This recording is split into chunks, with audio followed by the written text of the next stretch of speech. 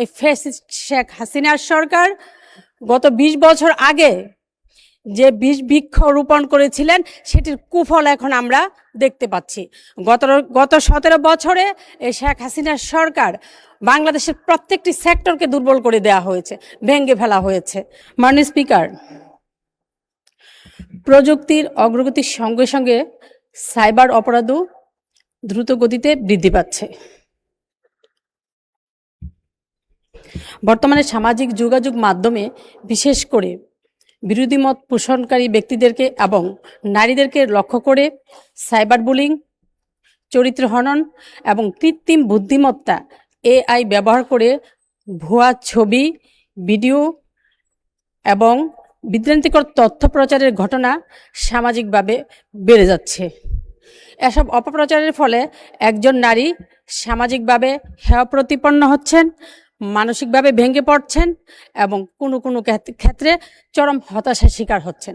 মাননীয় স্পিকার, আমরা শুনেছি আইএমএ জাহিলিয়া যুগে একটি কন্যা সন্তানকে জীবন্ত কবর বা পুঁতে ফেলা হতো, কিন্তু আমরা এই বিশ্বায়নের যুগে, ডিজিটালাইজেশনের যুগে আমরা দেখছি একজন নারী কিভাবে তথ্য প্রযুক্তির অপব্যবহার করার ফলে মানসিকভাবে মৃত্যুর মুখে যাচ্ছে এবং কোনো কোনো ক্ষেত্রে একজন নারী আত্মহত্যার পথ পর্যন্ত বেছে নিচ্ছেন। কিন্তু মাননীয় স্পিকার, আজকের এই যে পরিস্থিতি, এটা কিন্তু একদিনে হয়নি। দীর্ঘ ১৭ বছর এই বাংলাদেশে কোনো আইনের শাসন ছিল না, মানুষ স্বাধীনভাবে কথা বলতে পারেনি, গণতন্ত্র ছিল না। এই গণতন্ত্রহীন বাংলাদেশে এই ফ্যাসিস্ট শেখ হাসিনার সরকার গত ২০ বছর আগে যে বৃক্ষ রোপণ করেছিলেন সেটির কুফল এখন আমরা দেখতে পাচ্ছি। গত ১৭ বছরে এই শেখ হাসিনার সরকার বাংলাদেশের প্রত্যেকটি সেক্টরকে দুর্বল করে দেওয়া হয়েছে, ভেঙে ফেলা হয়েছে। শিক্ষা, স্বাস্থ্য, কর্মসংস্থান থেকে শুরু করে আজকে এই যে সামাজিক অবক্ষয়, সেটিও কিন্তু এই দীর্ঘ দুঃশাসনেরই ফসল। আমরা মাননীয় স্পিকার, আমরা জেনেছি বর্তমান সরকার এ বিষয়ে আইনগত প্রয়োজনীয় ব্যবস্থা গ্রহণ করেছেন, কিন্তু আমার কথা হচ্ছে, আমার বিশ্বাস দেশনেত্রী বেগম খালেদা জিয়া যেভাবে এদেশে এসিড সন্ত্রাস দমন করেছিলেন, তার দৃঢ় নেতৃত্বে এবং সময়োযোগী সিদ্ধান্তে এবং কঠোরভাবে এই এসিড সন্ত্রাসের মাধ্যমে যে পদক্ষেপ নিয়েছিলেন, সেই পদক্ষেপ কিন্তু সারা বাংলাদেশের মানুষ কিন্তু উপভোগ করতে পেরেছে।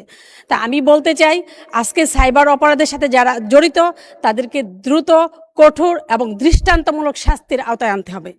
মাননীয় স্পিকার,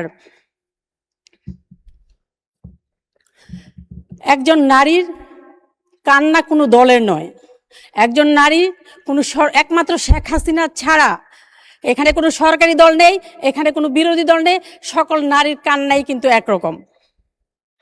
অতএব সামাজিক যোগাযোগ মাধ্যমে সাইবার বুলিং, চরিত্র হনন ও AI দিয়ে কন্টেন্ট ও তথ্য প্রযুক্তির অপব্যবহারের সঙ্গে জড়িত অপরাধীদের বিরুদ্ধে দ্রুত কার্যকর আইনগত ব্যবস্থা নেওয়ার জন্য এবং মাননীয় মন্ত্রীর দৃষ্টি আকর্ষণ করছি এবং নারীদের জন্য নিরাপদ ডিজিটাল পরিবেশ নিশ্চিত করার লক্ষ্যে আমি সদয় দৃষ্টি আকর্ষণ করছি। মাননীয় স্পিকার, আপনাকে ধন্যবাদ।